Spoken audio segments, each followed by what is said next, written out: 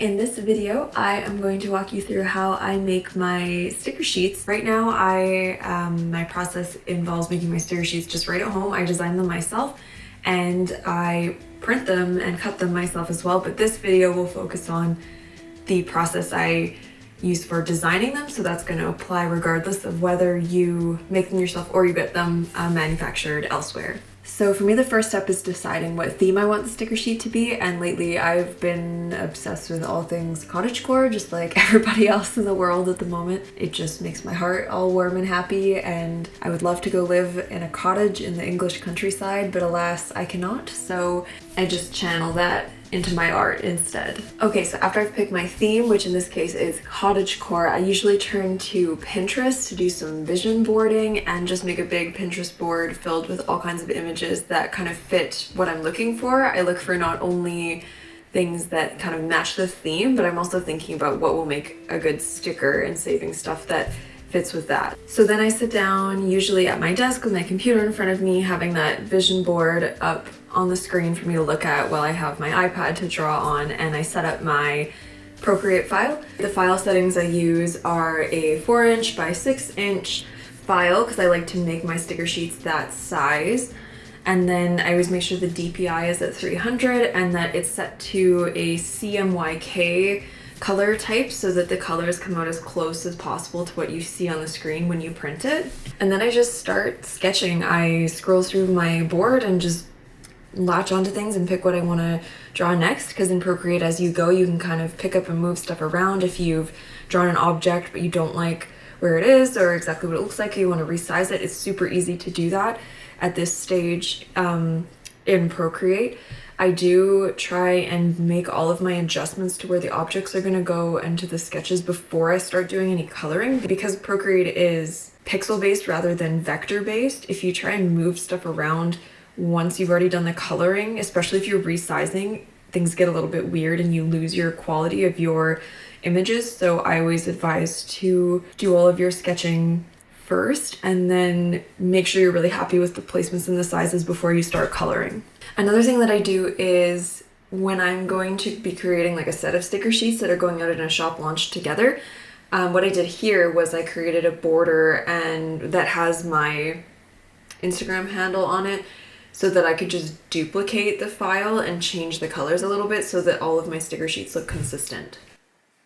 Something that I always try to do for all of my illustrations, not just sticker sheets, is do like a color thumbnail ahead of time so that I know that all the colors I'm working with are going to be cohesive and look nice together. It's not really necessary if you don't like doing it. I just find it speeds up my process if I know ahead of time what the colors are going to be rather than like going back in and changing them all later, especially because if you do it that way, you often have lots of like shading and other layers that you also have to adjust. So I find it just to be much easier to know ahead of time roughly what colors each aspect of the piece is going to be. And sometimes I will use Procreate's very handy like color palette function and color drop and grab and create like a little palette for whatever I'm working on. But sometimes I'm lazy and I just keep going back to the color thumbnail layer and color grabbing from there. And either way works great.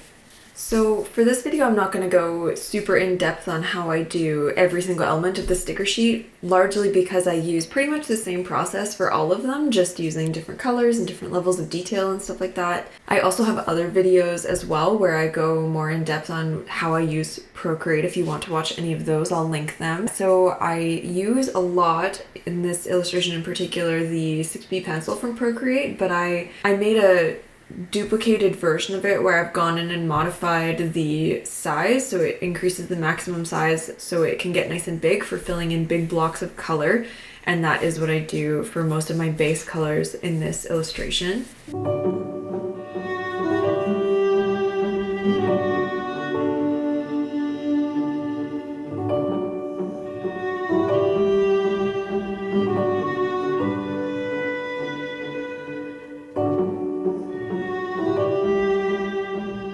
Most of the time when I'm working in Procreate, I'm kind of lazy and I don't bother naming my layers and grouping them, but in this particular case, like when I do sticker sheets, I find it really helpful to do that because I often want to be able to quickly find okay, where was this part? I want to go back to like the feet on the duck.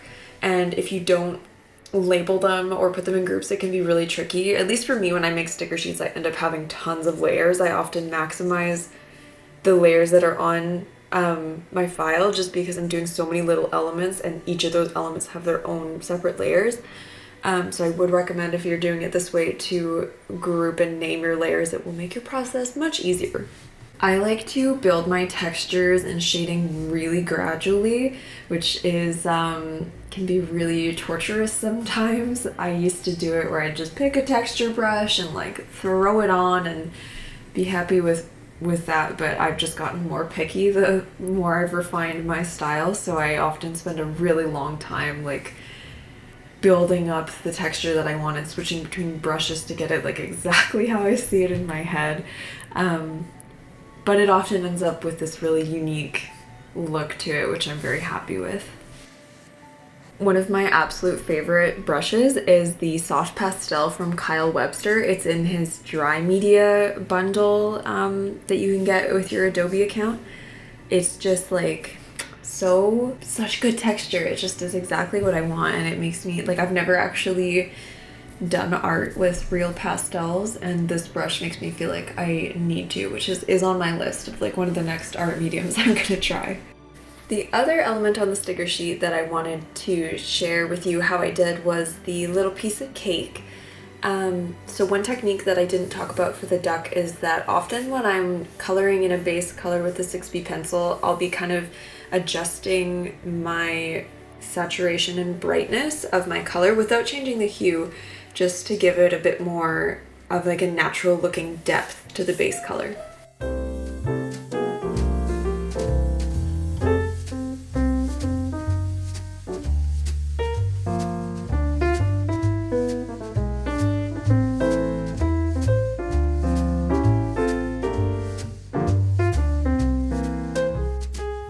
Sometimes it feels like I'm in a constant battle with myself of whether I want to do line work in my pieces or not, and the way that I kind of meet myself in the middle on that one, if I can't decide, is the technique I'm doing here, where I kind of just darken the color a bit, make the brush a little smaller, and build up a more natural looking edge as opposed to just doing plain line work.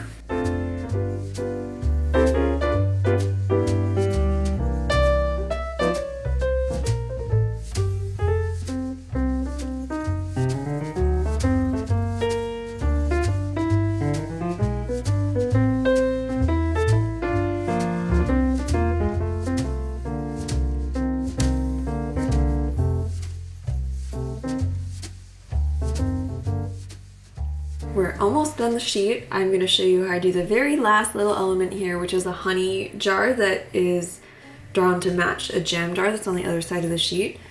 So I do my base color with the 6B pencil, changing up the brightness and saturation a little bit here and there to give it some dimension. And then once I've done the base color for the little lid cover, I do a clipping mask on the layer on top so that I can draw the checkered pattern. And I do a clipping mask on a new layer just in case I want to adjust the color, because if I just do alpha lock on the original color layer, then I have less room to adjust it without also changing that base color of the that little cloth.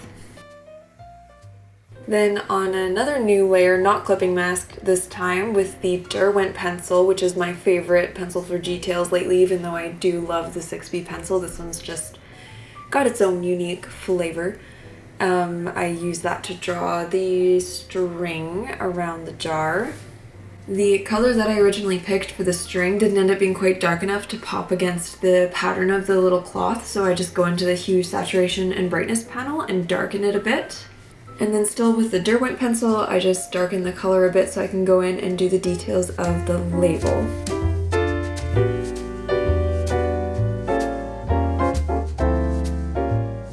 So here is the finished sticker sheet, which brings us to the end of this video.